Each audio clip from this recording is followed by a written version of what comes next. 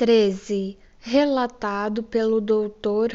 Hans Sachs, abre aspas, ao conversar sobre Genova e seus arredores, um rapaz quis mencionar o lugar chamado Pegli, mas só com esforço conseguiu lembrar o nome, depois de muito refletir. A caminho de casa ia meditando sobre o modo desagradável como lhe escapara um nome tão familiar e, ao fazê-lo, foi conduzido a uma palavra de som muito semelhante: pele. Ele sabia haver uma ilha com esse nome nos mares do sul, cujos habitantes ainda conservavam alguns hábitos notáveis. Lera sobre eles recentemente numa obra de etnologia e decidira nesse momento usar as informações para apoiar uma hipótese própria. Ocorreu-lhe então que Pele era também o cenário de um romance que ele havia lido com interesse e prazer. Travessão: o Van Zantens glücklichste Zeit. Abre colchetes, acredito que seja a tradução. A época mais feliz de Van Zanten, fecha colchetes, de Laurids Brum. Os pensamentos que o haviam ocupado quase incessantemente durante o dia centralizavam-se numa carta recebida naquela mesma manhã de uma dama que lhe era muito querida. Essa carta o fizera temer que tivesse de renunciar a um encontro marcado. Depois de passar o dia inteiro com um péssimo humor, ele saíra à noite decidido a não se atormentar mais com esses pensamentos irritantes, e sim a desfrutar com a maior serenidade possível da reunião social que tinha à frente e que lhe era de extremo valor. É claro que essa sua resolução poderia ser gravemente posta em risco pela palavra Pegli, por ser tão estreita a sua semelhança sonora com pele. Pele, por sua vez, por ter adquirido um vínculo pessoal com ele através do interesse etnológico, corporificava não só a época mais feliz de Van Zanten, mas também a sua, e portanto também os medos e angústias que ele alimentara o dia inteiro. É característico que essa simples interpretação só lhe chegasse assim que uma segunda carta transformou suas dúvidas na certeza feliz de revê-la em breve. Fecha aspas. Se esse exemplo faz lembrar um outro que lhe é, por assim dizer, vizinho, no qual não se conseguia recordar o topônimo Nervi, abre parênteses, exemplo 1, fecha parênteses, verifica-se como o duplo sentido de uma palavra pode ser substituído por duas palavras de som semelhante. 14. Ao deflagrar-se a guerra contra a Itália em 1915, pude fazer em mim mesmo a observação de que toda uma série de nomes de lugares italianos que de hábito me eram prontamente acessíveis, subtraiu-se de repente de minha memória. Como muitos outros alemães, eu havia criado o hábito de passar parte das minhas férias em solo italiano e não pude duvidar de que esse maciço esquecimento de nomes era a expressão de uma compreensível animosidade pela Itália, substituindo agora minha predileção anterior. Mas, além desse esquecimento de nomes diretamente motivado, também se identificou uma amnésia indireta, com origem na mesma influência. Mostrei também uma tendência a esquecer topônimos não italianos e, investigando esses incidentes, descobri que tais nomes tinham alguma ligação por meio de vagas semelhanças de som com os nomes inimigos proscritos. Assim, um dia me atormentei tentando lembrar o nome da cidade de Bicenzi, na Morávia. Quando ele finalmente me ocorreu, reconheci de imediato que esse esquecimento devia ser posto na conta do Palazzo Bicenzi, em Orvieto. O Hotel Belle Arti, onde eu me hospedara em todas as minhas visitas ao Orvieto, situa-se nesse palazzo.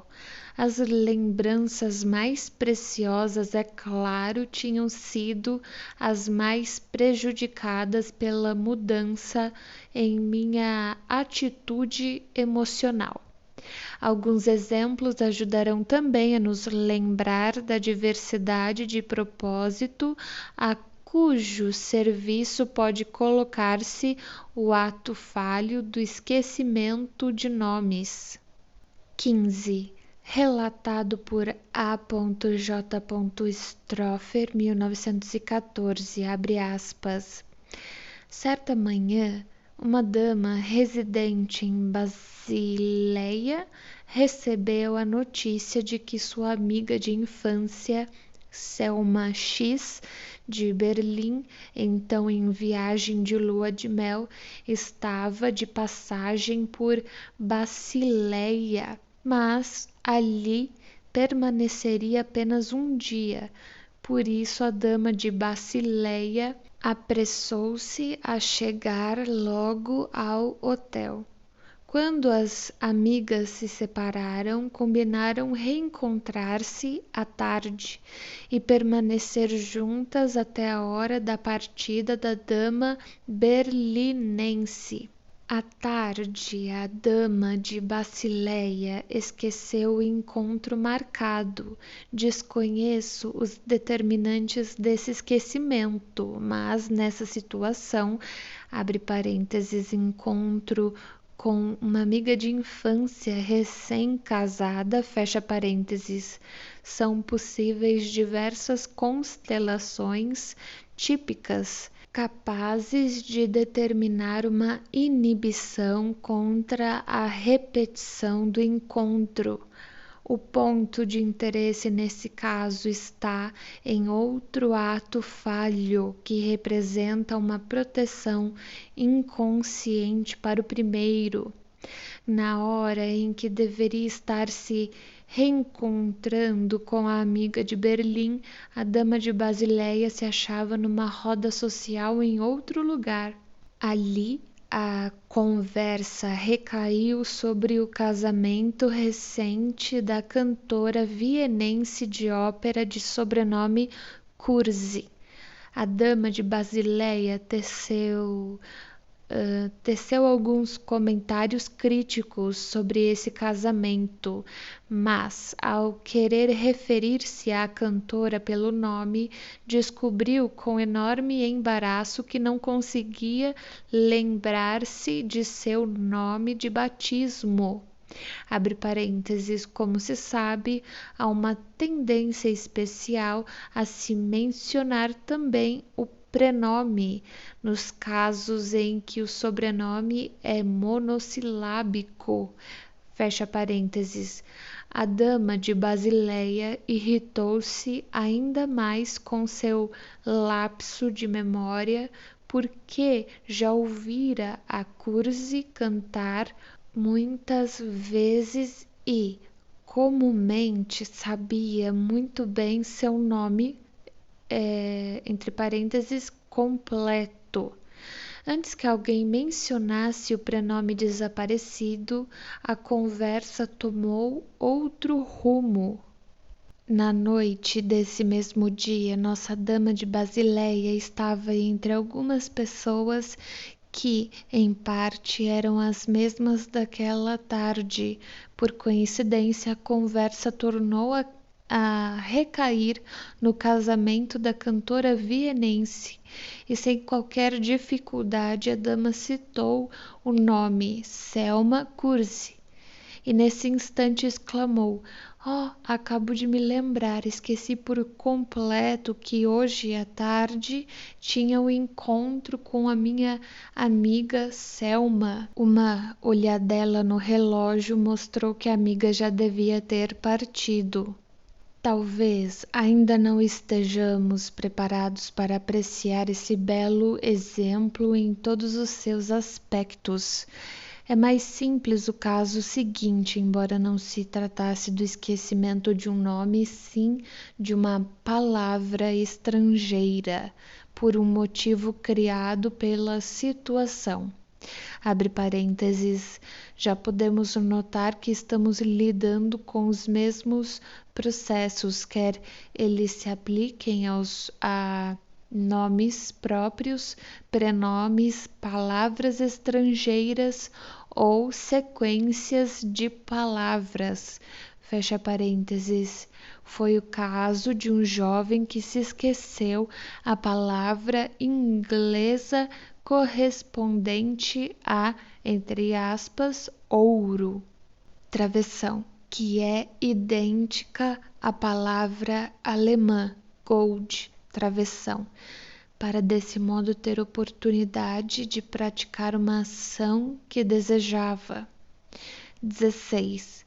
Relatado pelo Dr. Hans Sachs, um rapaz travou conhecimento numa pensão com uma moça inglesa que lhe agradou. Na primeira noite após se conhecerem, ele conversava com a moça na língua materna desta, que conhecia razoavelmente bem, e quis empregar a palavra em inglês para ouro. Apesar de seus imensos esforços, o vocábulo não lhe ocorreu. Em vez dele, a palavra francesa or, a latina aurum e a grega crisos ou chirizos, Chryssos, impuseram-se obstinadamente como substitutas, tanto que ele só conseguiu rejeitá-las a muito custo, embora soubesse com certeza que não tinha parentesco algum com a palavra procurada. Por fim, o único caminho que encontrou para se fazer entender foi tocar num anel de ouro na mão da moça, ficando muito envergonhado ao saber por ela que a palavra tão procurada para denotar ouro era exatamente idêntica à alemã, ou seja, Gold.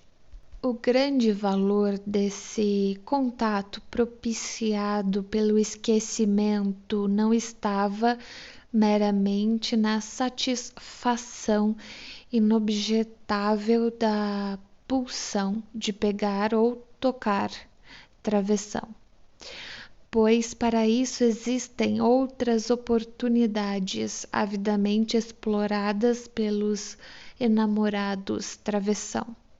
Porém, muito mais no modo como contribuiu para esclarecer as perspectivas do flerte. O inconsciente da dama, sobretudo, se sentisse simpatia pelo homem com quem ela conversava, adivinharia o objetivo erótico do esquecimento oculto por sua máscara de inocência. A maneira de ela corresponder ao contato e aceitar sua motivação poderia, assim, tornar-se um meio travessão, inconsciente para ambos, mas muito significativo travessão, de chegarem a um entendimento sobre as possibilidades do flerte iniciado pouco antes. 17. Narro ainda, segundo J. Stark, ou Starczyk, STARCKI, 1916. Outra observação interessante que concerne ao esquecimento e à recuperação de um nome próprio. Esse caso se distingue pela ligação entre o esquecimento do nome e um equívoco na citação de algumas palavras de um poema, como no exemplo da noiva de Corinto. Z, um velho jurista e filólogo, acho que está errado aqui no texto, acho que é filósofo, mas vamos ver. Contava numa roda como, em seus tempos de estudantes na Alemanha, conhecera um aluno excepcionalmente estúpido e teve muitas anedotas a contar sobre essa estupidez, mas não conseguiu lembrar o nome do estudante. Achou que começava com W, mas depois reconsiderou essa ideia. Lembrou-se de que esse aluno estúpido mais tarde se tornara comerciante de vinhos. Depois, ao contar uma outra anedota sobre a estupidez do rapaz, tornou a exprimir seu espanto pelo fato de seu nome não lhe ocorrer e disse: ele era tão burro que até hoje não entendo como consegui martelar-lhe o latim na cabeça. No momento seguinte, lembrou-se de que o nome procurado terminava em, abre aspas, man, fecha aspas. Nesse ponto, perguntamos se lhe ocorria algum outro nome terminado em man, e ele disse: Erdmann, abre colchetes, homem da terra, fecha colchetes. Quem é esse? Um outro estudante daquela época. Sua filha, porém, observou que havia também um professor Erdmann. Uma averiguação mais rigorosa revelou que esse professor Erdmann era editor de uma revista e recentemente só aceitara publicar em forma abreviada um trabalho apresentado por Z, do qual discordava em parte, etc. E Z ficara bastante aborrecido com isso, abre parênteses. Ademais, descobri posteriormente que anos antes Z provavelmente tivera expectativas de se tornar professor da mesma disciplina agora lecionada pelo professor Erdmann. E também nesse aspecto o nome talvez tivesse tocado num ponto mais sensível. Então, de repente, ocorreu-lhe o nome do estudante estúpido, Lindemann. Como já se lembrara de que o nome terminava em man, linde, entre colchetes, tilha, era o que permanecera recalcado por mais tempo. Ao se perguntar o que lhe ocorria ao pensar em linde, ele disse a princípio absolutamente nada. Quando insisti em que sem dúvida lhe ocorreria alguma coisa relacionada com essa palavra, ele respondeu erguendo os olhos e fazendo um gesto com a mão no ar. Ora, uma tilha entre colchetes. Linde é uma árvore bonita. Nada mais lhe ocorreu. Todos ficaram calados e cada um prosseguiu em suas leituras ou outros afazeres, até que, passados alguns momentos, Z fez a seguinte citação em tom sonhador: Stert mit festen, gefugigen Knochen auf der Erde. So heit nicht auf, nur mit der Linde oder der Heb sich zu vergleichen. Dei um grito de triunfo.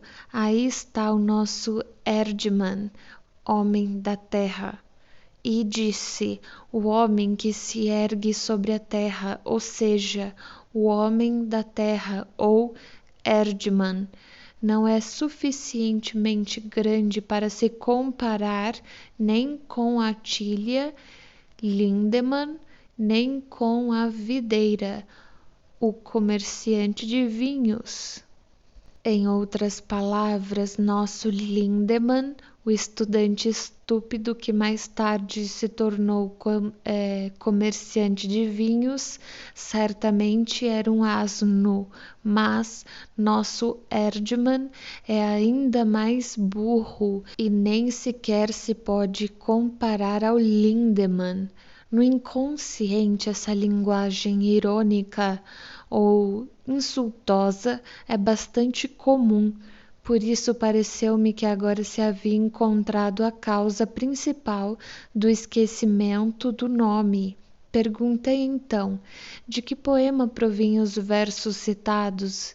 Z disse que era um poema de Goethe, que ele achava começar assim: Edel sei der Mensch, hilfreich und gut, e que continha também os versos Und hebt sich aufwärts, so spielen mit in die Wind. No dia seguinte verifiquei esse poema de Goethe e viu-se que o caso era ainda mais belo, abre parênteses, apesar de ser também mais complexo, fecha parênteses, do que parecera a princípio.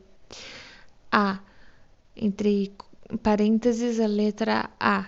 Os primeiros versos citados dizem, abre parênteses, citação acima, fecha parênteses, Set mit festen, markigen Knochen, gefugige Knochen, entre colchetes, ossos flexíveis. Seria uma combinação muito estranha, mas não quero ir mais a fundo nesse ponto. B, entre parênteses, a letra B.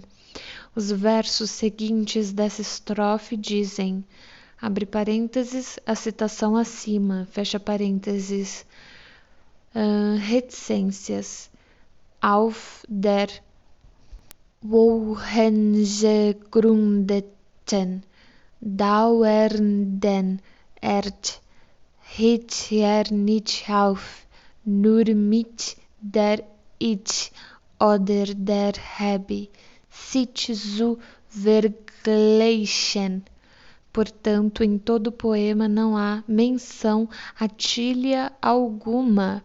A troca de carvalho por tilha em seu inconsciente ocorreu apenas para possibilitar o jogo de palavras terra, tilha, videira. C, ou seja, entre parênteses, a letra C. Esse poema se chama Grenzen der Menschheit, abre colchetes, os limites da humanidade, fecha colchetes, e compara a onipotência dos deuses com o poder insignificante do homem. Mas o poema, que começa por Deus seis der Mensch hilfreich und gut, é outro e se encontra algumas páginas adiante no livro. Seu título é Das Göttliche, entre colchetes, a natureza divina. E também ele contém pensamentos sobre os deuses e os homens.